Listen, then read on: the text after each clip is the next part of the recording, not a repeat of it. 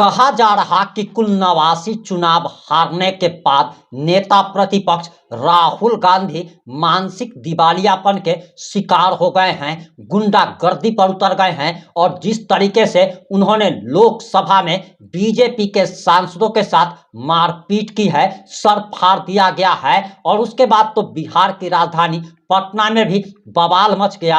और आपको बताते चले कि कांग्रेसी नेता और बीजेपी के नेता आपस में भिड़ गए, दोनों तरफ से लाठियां जमकर चली है। और इतना ही नहीं बल्कि इसके बाद तो बिहार की पटना पुलिस ने बीजेपी और कांग्रेसी नेताओं को सड़क पर दौड़ा दौड़ा करके पीटा है। और आखिर पूरा मामला क्या है, पूरा मामला इस 3 से 5 मिनट की रिपोर्ट में हम आपको बताने जा रहे हैं।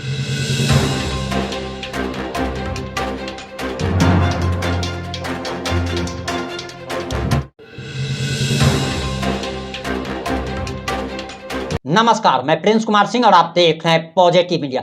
देश भर में अभी हाहाकार मचा हुआ है और जिस प्रकार से विपक्षी दल गुंडागर्दी पर उतर आया है और इसके पीछे अमित शाह का बयान कहा जा रहा है कि अमित शाह का विवादास्पद बयान है। अभी तक बहुत सारे लोगों को सच्चाई ये नहीं पता है कि आखिर अमित शाह ने कहा क्या था। आपको बताते चले कि संविधान पर बात करते करते अमित शाह ने विपक्षी दलों पर हमला करते हुए ये कह दिया था और उन्होंने सिर्फ और सिर्फ ये बात कही थी कि आजकल अंबेडकर का नाम लेना फैशन हो गया है और हर बात में विपक्षी दल अंबेडकर अंबेडकर चिल्लाते रहते हैं, जबकि अंबेडकर के लिए इन्होंने कुछ नहीं किया। अंबेडकर को इन्होंने भारत रत्न तक नहीं दिया। इतना ही नहीं, उनकी आदमकद प्रतिमा तक नहीं लगवाई गई और इसी बयान को कांग्रेसी नेताओं ने काट छाट कर चलाया और एक माहौल तैयार किया जा रहा है। बीजेपी के नेताओं के खिलाफ एक माहौल तैयार किया जा रहा है। केंद्र की मोदी सरकार को अंबेडकर विरोधी बताने का भरसक प्रयास किया जा रहा है। और इतना ही नहीं, राहुल गांधी तो अब इतने गुंडागर्दी पर उतर गए हैं और सत्ता नहीं मिलने से और ये लोग सत्ता से काफी दूर है, इस वजह से अब ये लोग हाथापाई पर गुंडागर्दी पर उतर गए। और राहुल गांधी ने तो अपने आप को जो राजकुमार समझता है, उस व्यक्ति ने बीजेपी नेताओं के सर फाड़ दिए हैं। और इतना ही नहीं बल्कि बिहार की राजधानी पटना में भी भयंकर बवाल मच गया। और आपको बताते चले कि जिस प्रकार से बीजेपी और कांग्रेसी कार्यकर्ता एक दूसरे पर लाठियां बरसाने लगे, जिससे पटना में भगदड़ मच गई। और आपको बताते चले कि इसके बाद तो पटना पुलिस ने दौड़ा दौड़ा करके बीजेपी नेताओं को और कांग्रेसी नेताओं को दौड़ा दौड़ा करके इनको पीटने का काम किया है। वैसे आपको बताते चले कि पिटाई खाने की आदत बीजेपी नेताओं को पहले से ही है और ये लगातार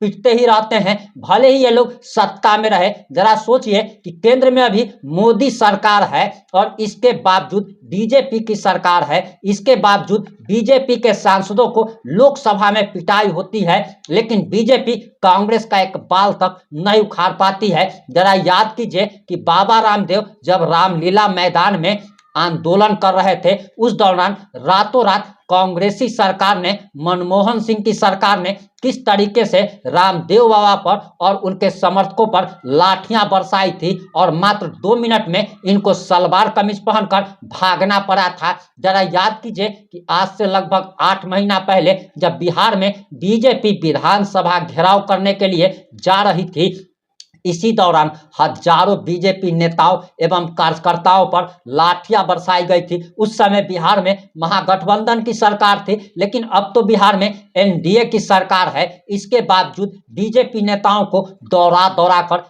पीटा गया। क्या बीजेपी नेता मार खाते ही रहते हैं? क्या इन्हें मार खाने की आदत हो गई है? ये लोग सरकार में रहकर भी कुछ नहीं कर पाते हैं। आखिर क्या ये कैसा रीजन है, ये आप लोग कमेंट करके जरूर बताइएगा। वहीं आपको बताते चले कि अब इस पर मध्य प्रदेश के पूर्व मुख्यमंत्री शिवराज सिंह चौहान का भी बयान सामने आ गया है और आप जरा शिवराज सिंह चौहान का ये बयान सुनिए। पहुंचे,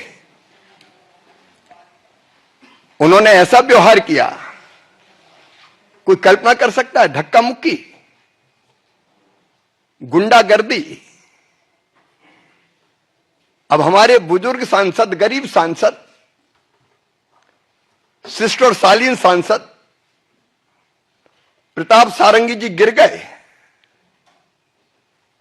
और गिरने के कारण उनके माथे पर गंभीर चोट लगी है। वो पहले आईसीयू में भर्ती रहे,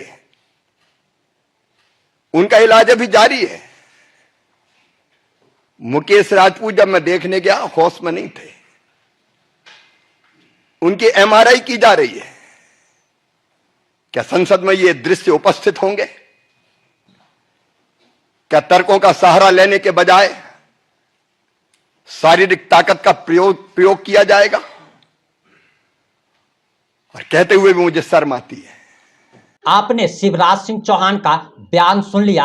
इन लोगों को तो विपक्ष में रहना चाहिए, सत्ता में रहते हुए भी सब कुछ इनके पास पावर है, इसके बावजूद भी ये लोग रोना शुरू कर देते हैं। आखिर जब इनके साथ मारपीट की गई तो क्या इनके हाथ में इन लोगों ने चूड़ी पहनी हुई थी? ये सवाल भी पूछा जा रहा है। और सबसे बड़ी बात कि भरे लोकसभा में इस प्रकार का कुकृत्य अगर किया गया है तो इन कुकृत्य करने वाले सांसदों को आखिर आजीवन प्रतिबंध क्यों नहीं लगा दिया जा रहा? आखिर इनके चुनाव लड़ने पर प्रतिबंध क्यों नहीं लगाया जा रहा? इन पर एफआईआर क्यों नहीं की जा रही? इनको जेल क्यों नहीं भेजा जा रहा? और अगर मोदी सरकार संसद में ही अपने ही सांसदों की अगर सुरक्षा अगर नहीं कर पाती है तो देश की सुरक्षा क्या खाक करेगी? ये सवाल भी मोदी सरकार से पूछा जा रहा है। इस पर आपकी क्या प्रतिक्रिया है? अपनी प्रतिक्रिया जरूर दीजिएगा। जुड़े रहे हमारे साथ। जय हिंद, जय भारत।